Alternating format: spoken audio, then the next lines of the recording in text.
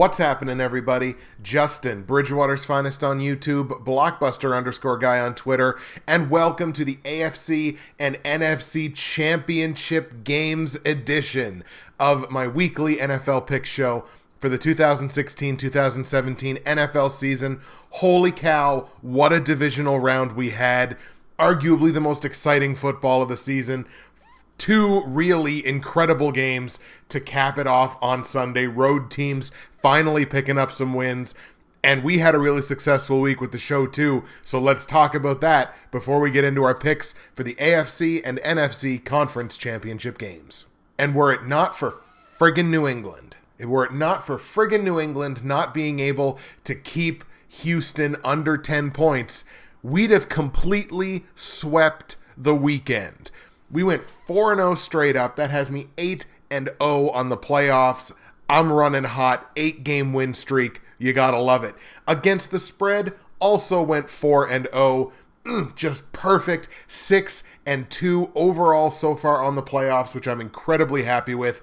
And over-under, we just missed the Houston-New England game. So 3-1 over-under has me also at 6-2 over-under so far for the playoffs. You know how I mentioned there were 33 potential bets that we could get right? Well, I'm no math major, but 8 plus 6 plus 6, that's 20. So we're 20 out of 33 with the 3 games left to play on the field and 9 picks left. So having 20 of them correct, that is just plain awesome. Let's take a look at the Bridgewater's Finest Pick'em pools for Season 5 of the show, both straight up and against the spread. Of course, in the straight up pool, we've been watching the top because that's where I sit. Another perfect week, 40 out of 40 possible confidence points gained this week. I got 100%. That keeps me in first place. And we saw Gilius Thunderhead get one of the games wrong and lose out on another 4 points. So right now I sit with 1,524 confidence points. That has me in first place, and my lead has now doubled from 4 points to 8. By no means is this thing over, because your top game of the week is still 16 points. So I get that wrong, he gets it right. All of a sudden, now I'm trailing him by 8 points. So this is far from over, but it's nice to see that lead extend a little bit. And just like we had last week with the division round, we got a number of people to shout out here. I certainly was not the only one that went 4-0 straight up. So shout outs to obviously myself, but also West Coast Martin, ZGP, who got shouted out last week, and Xander was incredibly excited that I shouted him out. Well, there's 2 weeks in a row for you, bud. RellEaglesFly for a second week in a row, and Sports_Soldier. All of these people, and actually I think West Coast Martin, I think I shouted you out last week too, so that's 2 weeks in a row, I believe, for you.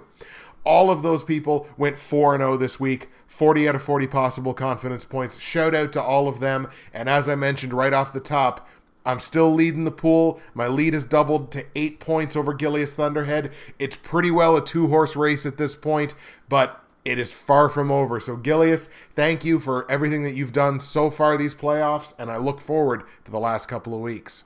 Moving now to the against the spread pool, and things have gotten incredibly interesting in the ATS pool. The primary reason for that being BradysBack, Holly Gordon, really stumbled last week, only went 2-0, while the people behind her went 3-1 and 4-4. We have a 3-way tie atop the against the spread pool at 138 correct against the spread picks based on Yahoo's lines. 3 people tied for top spot, and I'm one of them. So obviously last week I went 4 for 4, got all 4 of the games right against the spread. I was not the only one to do that. So shout out to the multiple winners of the division round, those being myself, RellEaglesFly again, who is 8-0 against the spread so far these playoffs. So TJ is doing something really incredible.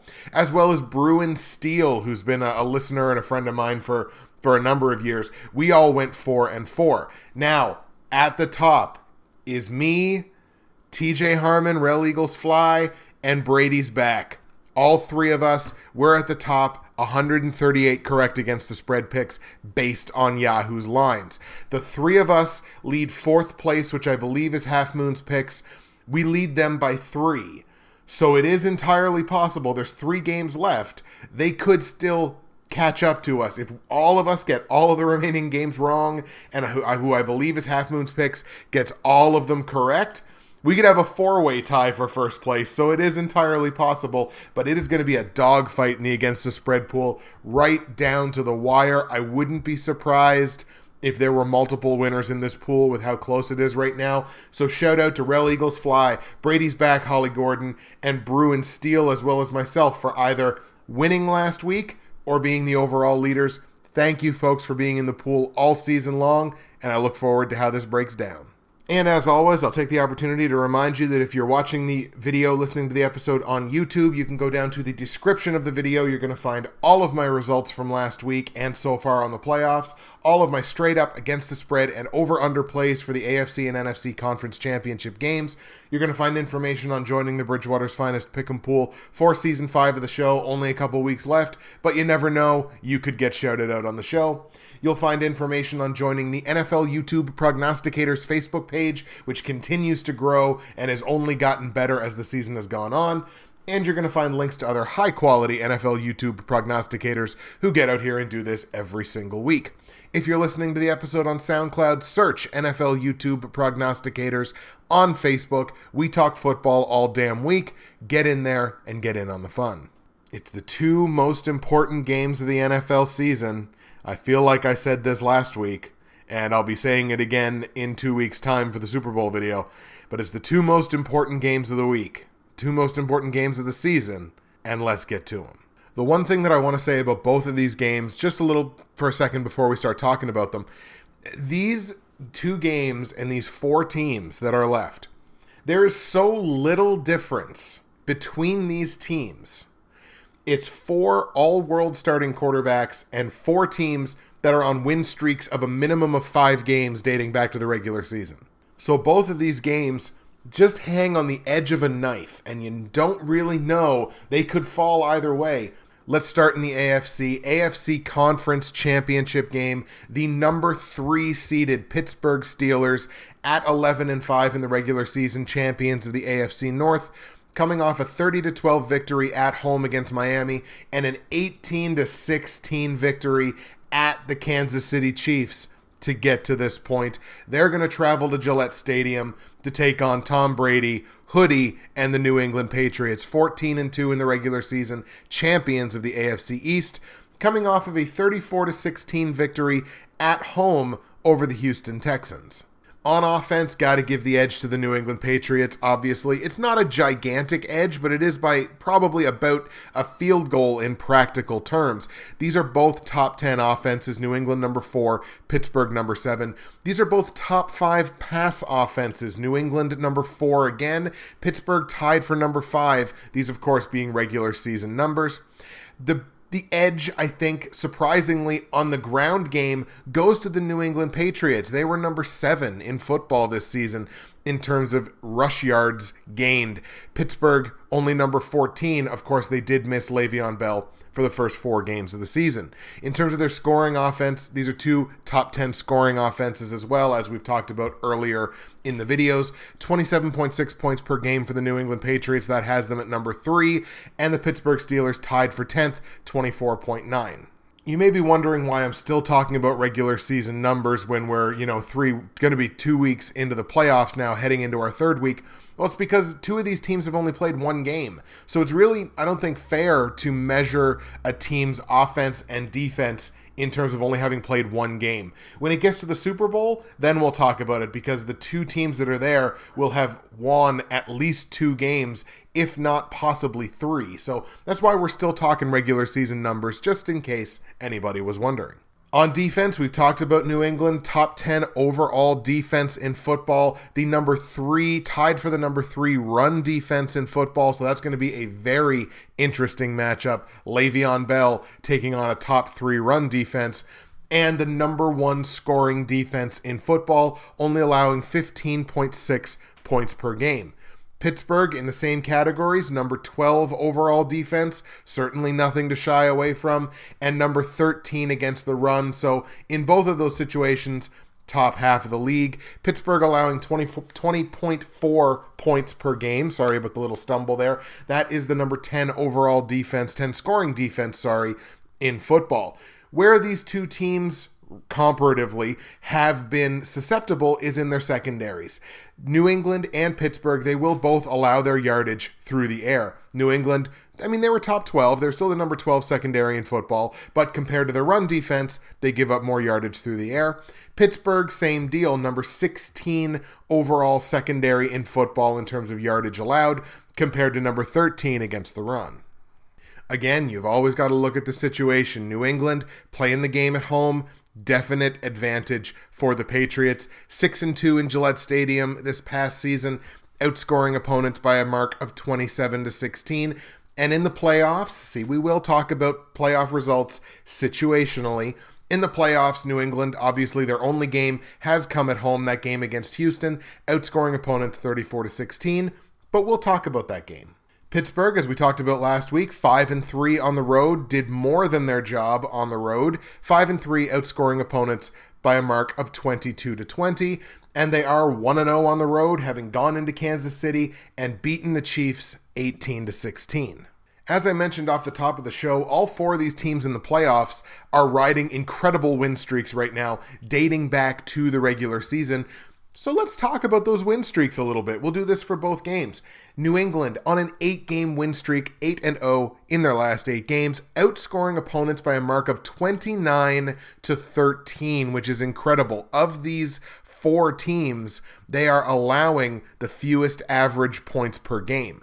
And in those 8 games, there's just been one game where their opponent has scored 20 points or more. When we talk about impressive win streaks, Pittsburgh's is just as impressive. They're on a 9-game win streak. They are outscoring their opponents by a similar margin, not the same margin, but a similar margin, 26-17. That's 2 possessions. That's comfortable. And the Steelers, of those average 17 points that they have been allowing on defense, in 5 of those 9 games, they've given up that average or fewer. So in more than half of the games during their win streak, they've allowed 17 points or less. As I said again at the top of the episode, very little that is separating these 4 teams. So you really got to dig deep into the numbers to try to find any kind of edge anywhere. For New England and Pittsburgh, I chose to take a look at how they did versus top 10 offenses, because again, in each of these teams, they are facing a top 10 total offense from this season. And remember, Pittsburgh had the number 7 offense in football while missing Ben Roethlisberger for a period of the season and missing Le'Veon Bell for the first 4 games. So, how did these teams do against top 10 offenses? New England only faced a top 10 offense twice this season. Now, they won both of those games, including a 27-16 win at Pittsburgh. That's big. We'll come back to that game in a second. We'll put a pin in that one. The other game was a 23-21 victory at Arizona. So both of their games against top 10 total offenses this season, they won them. Going back to that Pittsburgh-New England game, it's noteworthy that it was in Pittsburgh. So that's a road win, difficult place to win in. It was also, however, without Ben Roethlisberger. Roethlisberger did not play in that game. How about the Steelers? How did the Steelers do against top 10 offenses? Pittsburgh, much more seasoned against top 10 offenses this season than were the New England Patriots. Pittsburgh played a top 10 offense 4 times this season, and they went 2-2 in those games. So they won 2 of the 4.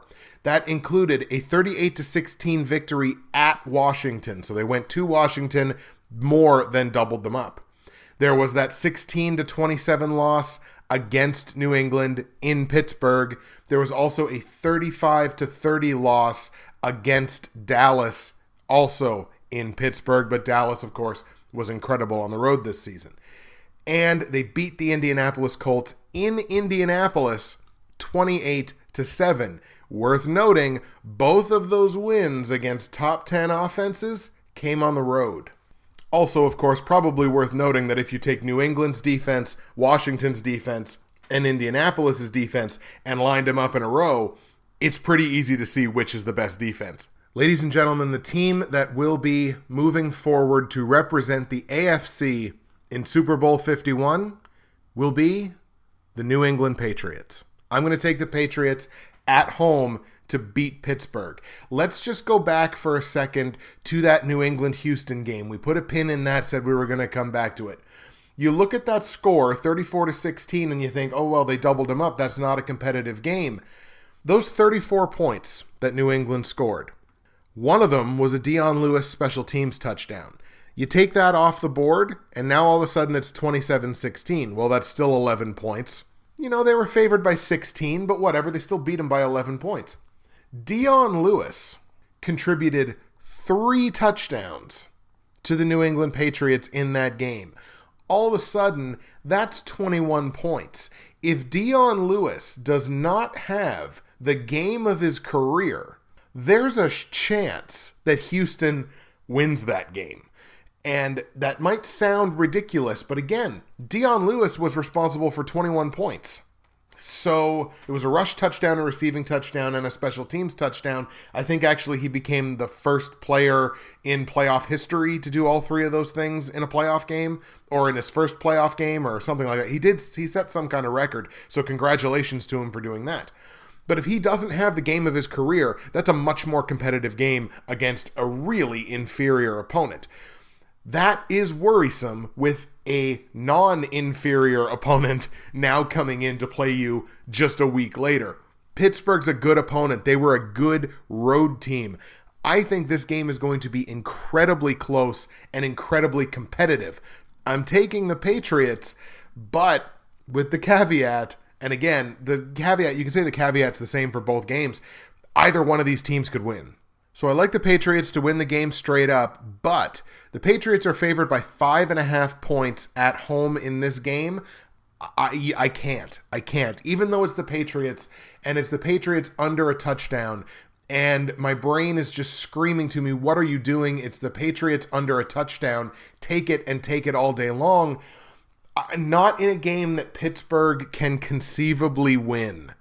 Because not only do they have Ben Roethlisberger back for this game, they are looking to pay one back to New England, who went into their building and beat them. So they're cruising for payback here, and Pittsburgh has played 2 games. They're more seasoned in the playoffs than are New England right now. So I like New England to win. It's going to be a tight game. So take Pittsburgh plus 5.5 on the line. Total in this game is 50.5 points.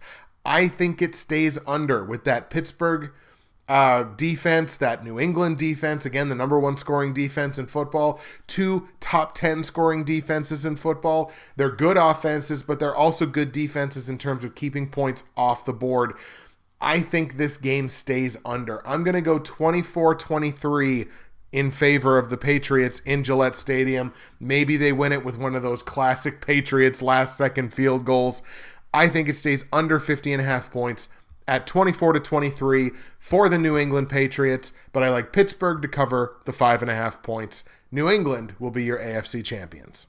Let's go to the NFC now, where the NFC Championship matchup sees the number 4 Green Bay Packers, 10-6 in the regular season, champions of the NFC North, coming off of a 38-13 victory at home against the Giants and a 34-31 victory on a last-second field goal, 2 50-yard field goals from Mason Crosby. What an MVP that guy is in the kicking game at the Dallas Cowboys. An incredible win for the Packers. They're going to travel to Atlanta, 11-5 champions of the NFC South, coming off of a very convincing 36-20 victory over the Seattle Seahawks. People talk so much about how defense wins championships. Maybe offense wins championships, because this is another matchup of top 10 offenses this season. Atlanta, of course, we talked about it. Number 2 total offense in football. Number 3 pass offense in football. Number 5 run offense in football. And the number 1 scoring offense in football, scoring 33.8 points per game. Green Bay, no slouches in a lot of these same areas. Number 8 total offense in football. Number 7 pass offense in football. The run game was not good for Green Bay this season. They were only the number 20 run offense in football. That run offense has gotten a little bit better in the playoffs. Ty Montgomery finding the end zone a couple of times so far this postseason, averaging 27 points per game, the number 4 scoring offense in football. When you look at the defensive side, holy cow, aside from Green Bay's run defense, the numbers are ugly. Atlanta, number 25 total defense in football. Green Bay, number 22 total defense in football. Atlanta, number 28 secondary in football. Green Bay, second worst secondary in the entire league on the season. Now we get to the run defenses, which I talked about is the real advantage statistically for the Green Bay Packers. Green Bay, top 10 run defense in the regular season at number 8. Atlanta, only at number 17. It's almost middle of the pack. It's right in that sort of gray area for middle of the pack.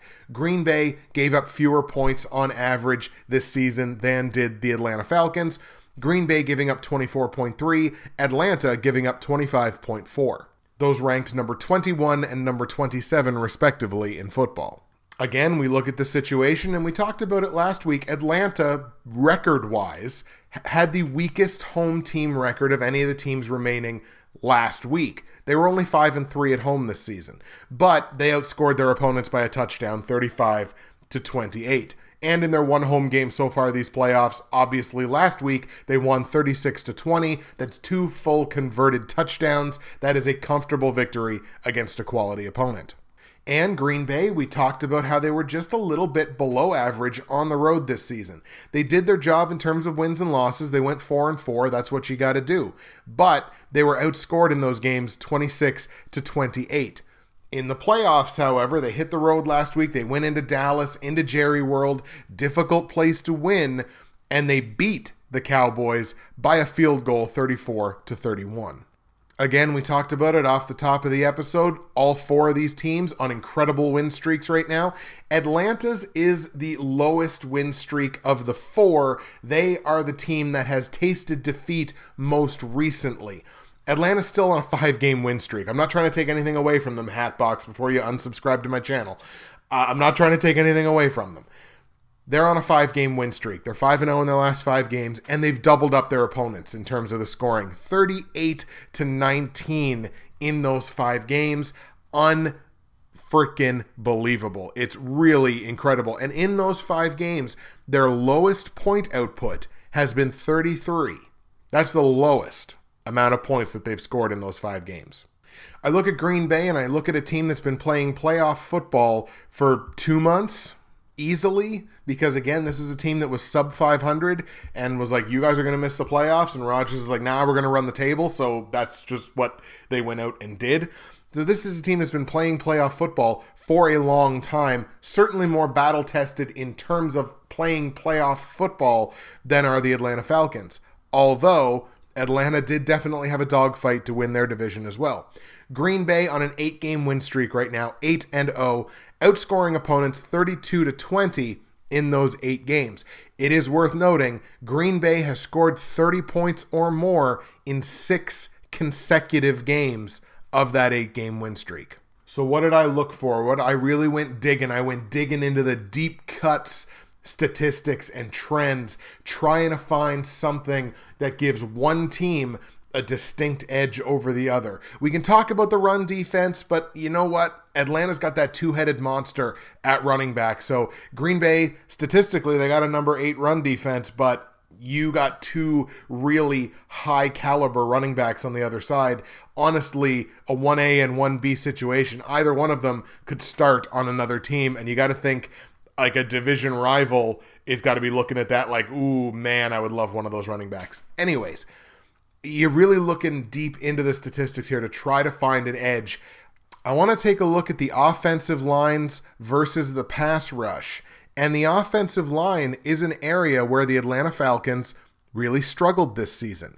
Atlanta's offensive line was number 22 in the NFL in terms of sacks allowed, and number 27 in terms of QB hits allowed. That's a lot of traffic to Matt Ryan. That's Matt Ryan getting hit an awful lot and getting sacked more than you want to see. You take a look at the other side, the Packers, number 16 in sacks allowed, so they were right there in the middle of the league. They were also number 22 in QB hits allowed. You can probably attribute a lot of that to the way Aaron Rodgers will just roll out of the pocket on every pass play, so he's going to get hit a lot. So, you know what? It's not great numbers either way, but in terms of the offensive line, that was a real Achilles heel for the Atlanta Falcons this season. And it's a problem against a team like Green Bay, who had a top 10 pass rush this season. Green Bay, 40.0 sacks on the season. That was good for number 6 in football. This is a team that can get to the quarterback, and against a questionable offensive line, that's a problem. Atlanta had 34.0 sacks this season. That has them ranked dead in the middle of the pack, number 16 in football. Both of these teams can get to the quarterback. How I think the game might be decided is which offensive line can stop that from happening. Ladies and gentlemen, your champions of the NFC going on to Super Bowl 51 will be the Green Bay Packers. Somewhere from a distance, I hear Hatbox hitting the unsubscribe button. Hatbox, I'm sorry. This is a personal apology to you, because I don't think there's any bigger Atlanta Falcons fan in the world than Hatbox. Subscribe to his channel, by the way. But there's just, I'm sorry. I'm drinking the Kool-Aid. I really am.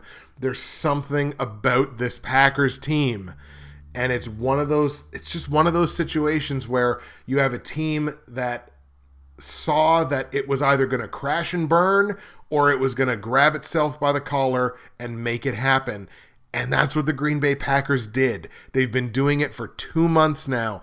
There are very few people, I believe, that thought they were going to go into Dallas and beat the Cowboys. They did that. Sure, it's a rookie quarterback. Sure, it's a rookie running back. But Ezekiel Elliott ran on them very well. And Dak Prescott did not make huge errors. It was just Green Bay, as an offense especially, willing themselves to win that game. And the will to win is something that you can't accurately measure. It's just there, and it's just something that you sense. And that's something that I sense out of the Green Bay Packers. That's why I like Green Bay to win. I think Green Bay is going to get to Matt Ryan. Look, they've averaged over 2 sacks per game, right? 16 games, 40 sacks. Is it completely out of the question to think that they get to him 3 times against not a bad offensive line, but an offensive line that struggled? Is it unreasonable to think that they get to him 4 times? If they get into that 3 or 4 sack area, especially if those sacks come at critical times, that's 3 and outs. That's what 3 and outs are made of, or that's what turns touchdowns into field goals. It's those kinds of things, and then you put the ball back in Aaron Rodgers' hand against, I got to be perfectly honest, a bad defense. And Aaron Rodgers against a bad defense. You saw just last week what Aaron Rodgers does against a bad secondary. The Dallas Cowboys have a bad secondary, and Aaron Rodgers ate them alive. Atlanta has a bad secondary. I think Aaron Rodgers is going to eat them alive. Don't get me wrong. I think Matt Ryan's going to eat Green Bay alive too. This is going to be a high-scoring game. This is going to be fun as hell to watch. I don't know. It's a gut. It's a gut feeling. I'm going to fully admit that to anybody listening. It's a gut feeling. I like the Packers. I'm going to take Green Bay in Atlanta to beat Atlanta. On the line, Atlanta's favored by 5 points. Obviously, I'm going to tell you to go Green Bay +5 since I like the Packers to win the game outright. Either way, I think 5 points is too many. In both of these games, I think the spread is too many because I think the games are going to be competitive and fun and close. Total in this game is a whopping 61 points, but take the over. It's 2 secondaries that can't really stop the pass all that well. So take the over 61. I like this game 35-33 in favor of the Green Bay Packers. So I like a Super Bowl 51 matchup of the New England Patriots in the AFC taking on the Green Bay Packers from the NFC. Can't really give you a 4-pick parlay for this week because there's only 2 games. What I will tell you is if your sports book or your government-run sports book runs the way that mine does and will let you make either individual bets or like it'll let you make a minimum of 2. If it only lets you make 2, there is a 2-bet parlay that I have here for you that I do think is going to work out. This parlay, I like Pittsburgh plus 5.5. And I like over 61 in Green Bay, Atlanta. A $25 bet is going to win you $85. Who doesn't like better than tripling their money? If you want to do a little bit more, you're probably going to have to get into some prop bets. But I do have a couple for you that I do like if you have the ability to bet them. Green Bay, Atlanta, if it's going to let you, if your book or your government sports book is going to let you bet on total number of sacks, I like anything over 4.5, 3.5. If you get somewhere around that number, I like the over because, again, I like Green Bay to get to Matt Ryan a minimum of 2 times, probably 3, and possibly 4. So then if Atlanta gets 1 or 2 on Rodgers, this number's going to go over. So if you can get a number somewhere around like 4.5 sacks, maybe even 5.5, because most of these books don't like to give you even numbers on prop bets. As a matter of fact, I don't think they do it at all because I don't want the prop bets to push. So if you get like 4.5 sacks, something like that, take the over on it because I think there's going to be a lot of QBs getting hit in that game. And if you want to grab one in Pittsburgh, New England, if you're able to grab total touchdowns, there's probably going to be a relatively high number here because it's 2 good offenses. But if you can get anything 5.5 or above, take the under. So I love Pittsburgh, New England under 5.5 touchdowns. I think this game's going to be low scoring. I think it's going to be close. You're going to see a lot of the run game where I think it stays under the 50.5 points, 24-23, somewhere around 5 touchdowns. So if you got 5.5 or more on a prop bet for total touchdowns in Pittsburgh, New England, take the under. Nothing from SoundCloud this week, so we're going to go back to YouTube for the comment of the week from the division round video. And actually, you know what? I'm feeling generous. Let's do 2, because the comments are rather similar. So the comments of the week go to Epic 49ers fan as well as Patriot Dope. Those 2 guys get the comment of the week this week. Epic 49ers fan said, "Great picks, man. Thought you were wrong with the Packers. Well played, sir. Well played." My response to that being many thanks. I knew that was going to be a game, if nothing else, of a lot of great quarterback play from both sides. Just stuck with my gut about A-Rod. Though it turns out my gut worked out. Patriot Dope said, "Congratulations, Mr. Bridgewater. Good picks this week. You aced all 4 games on the spread. Nice job." And I just said it was a pretty awesome week. These playoffs have been incredible for me, but the worst thing I could do is take a break because there's still 3 games to go. So congratulations to Epic 49ers fan as well as Patriot Dope. You 2 share the comment of the week from the division round video. All right, folks, that is going to do it for the AFC and NFC Conference Championship episode of my weekly NFL Picks show. Let's go over the picks one more time. AFC Championship game, New England, Pittsburgh. I like New England to win the game straight up, but I like the game to stay close, 24-23 for the Patriots. So I like Pittsburgh plus 5.5 on the line and under the 50.5 point total. And the NFC Championship game, I like the Green Bay Packers to upset the Atlanta Falcons in Atlanta. Green Bay goes on to Super Bowl 51. 35-33. So I like Green Bay plus 5 on the line and over 61 points. That's it for me, Justin, Bridgewater's Finest on YouTube, Blockbuster_guy on Twitter. Thank you very much for listening. The conference championship episode is in the books. I hope you enjoyed it. We will see you again sometime in the next 2 weeks where we talk about Super Bowl 51. See you then.